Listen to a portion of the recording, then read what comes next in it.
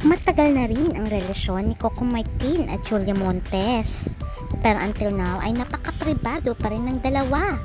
Maraming na rin chismis na 3 na ang kanilang anak. Pero wala pa rin pag-amin sa kanilang dalawa. Pero unti-unti ay ino-open na rin ni Julia Montes at Coco Martin ang tungkol sa kanilang relasyon. At minsan ay napapaamin mo rin si Julia tungkol sa mga naging babae ni Coco Martin. Sino-sino kaya ang mga babaeng naling kay Coco Martin na kung saan ay nagbitiw ng salita itong si Julia Montes? Ating alamin.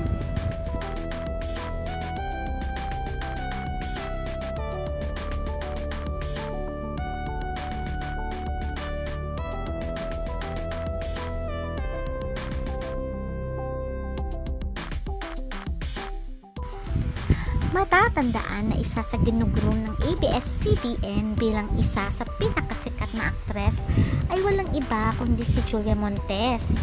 Unfortunately, ay na-inlove ito kay Coco Martin at napapalitang nanganak ito. Kaya tuwing may mga proyekto ay hindi tuloy-tuloy dahil nga biglang nawawala si Julia. Kung sana ay hindi agad ito na-inlove kay Coco Martin, ay katulad niya na sana si Catherine Bernardo. Kaya naman marami din ang nanghinayang, pero marami din fans ang masaya sa piniling landas ni Julia Montes. Matatandaan na nachismis si Julia na ilang beses nang nanganak sa anak nila ni Coco Martin dahil may mga proyekto ito na bigla na lamang siya nawawala at ilang buwan bago siya bumabalik. Sabi nga nila ay 3 na daw ang anak nila ni Coco Martin, pero wala pa rin namang pag-amin kay Julia at Coco. Until nadulas nga itong si Willie Revillame nang pasalamatan niya si Coco Martin at Julia, pati daw ang kanilang mga anak. Dito na napagtanto ng mga fans, netizens, na totoo pala ang chismis na may mga anak na si Coco at Julia. Halata naman sa katawan ni Julia, minsan dahil tinatago niya ang kanyang pagbubuntis. Kahit 3 na ang anak ni Julia at Coco, ay wala pa ring balita kung kinasal na nga ang dalawa dahil napaka-low-key lamang ng kanilang relationship. Kahit nachichismis noon si Coco sa kanyang mga leading ladies, ay tahimik lamang si Julia. Ang sabi nga ng mga fans ay maraming nabablind item na si Coco ang tinutukoy na masyado daw itong maalaga sa kanyang mga leading lady. At isa na dito si Yasi Pressman. May mga chismis noon na nabablind item na masyado daw inaalagaan ni Coco itong si Yasi. Dumating pa nga sa puntong pumunta daw itong si Yasi sa bahay nila Coco Martin. At nagulat siya, nandun si Julia Montes. Hindi yata alam nitong si Yasi na magka-live-in na o magkasama na sa isang bahay itong si Coco at Julia Montes. Tulad ng pag-aalaga ni Coco Martin, kaya si Pressman ay nachismis din siya kay Ivana Alawi. Dahil daw sobrang sweet nitong si Coco kay Ivana at masyado ding maalaga.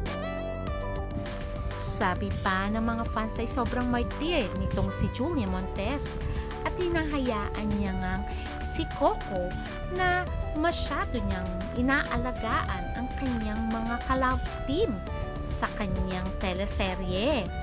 At sabi pa sa blind item ay mukha daw ginugoyo niya na itong si Julia Montes. At sa kanyang pag-amin sa kanyang interview, sinabi ni Julia na minsan naman daw ay nagkakaroon sila ng misunderstanding ni Coco. Sa relationship naman siguro parang I think normal naman na may hindi pagkakaunawaan. Pero I'm proud to say na ang relationship po namin nagre-revolve talaga sa respect. At sa kanyang interview din, inamin ni Julia na meron siyang pinaringgang mga babae. At sinabi niyang kilala niyo na kung sino kayo. Siguro nga ito ay si Ivana. Insecure At si talaga po. Yasi, Hindi mo may pakinggan iwasan ang Coco sinabi. Martin is Coco Martin. Maraming aaligid. Maraming aaligid dyan. Alam nyo na kung sino kayo. Hi guys! O diba, para may hugot itong si Julia Montes. Baka nga totoong blind na item tungkol kay Ivana at ganun din kay Yasi Pressman na nagpaparamdam kay Coco Martin. Pero syempre si Coco ay mahal niya daw talaga si Julia. Lahat ay binibigay niya kay Julia ang nais nito at pampered siya. Ayon pa sa pag-amin ni Julia Montes, secured siya sa relationship nila ni Coco dahil pinaparamdam naman daw ni Coco ang pagmamahal sa kanya. Kaya ang wish ng mga fans, since may mga anak na daw sila, sana nga ay magpakasal na ang dalawa para mabuo at magkaroon ng blessing ang kanilang pamilya. Siyempre, wish ng mga fans, sana daw ay makita si Julia na iharap na ni Coco sa dambana at makita rin natin ang kanilang mga anak.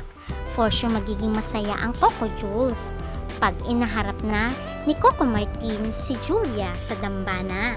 Ito ang ating aabangan. Hanggang sa muli. Bye!